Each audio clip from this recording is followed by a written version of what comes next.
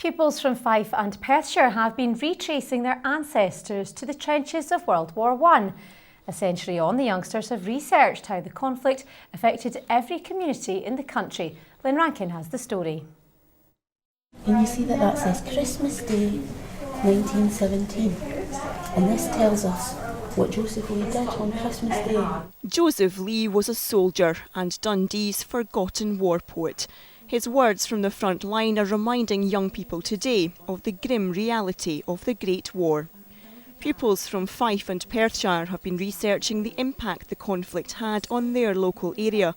Armed with their findings, they were today teaching academics at Dundee University a thing or two.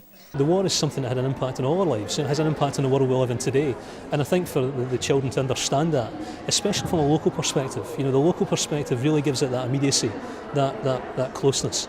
And if you could stand there at Armingbank Memorial with the kids from Ruthvenfield and say, this chap on the memorial lived in that house, it really gives them that perspective. Soldiers' notebooks offered an insight into life in the trenches, while hospital records gave a graphic account of the numbers wounded and the extent of their injuries. This is my medal. On it, it's got 3 soldiers. Every soldier that signs up for war would get one.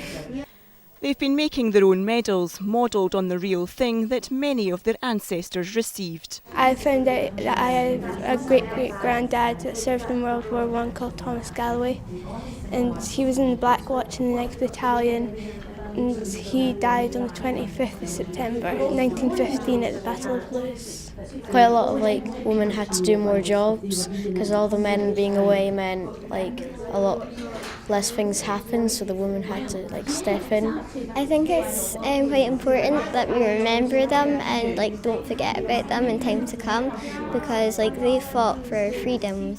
100 years ago, many of their ancestors were embroiled in a festive season of fighting. This Christmas, these youngsters will remember their courage and sacrifice. Lynn Rankin, STV News, Dundee. Now, ex-servicemen and women from across Scotland have been enjoying some early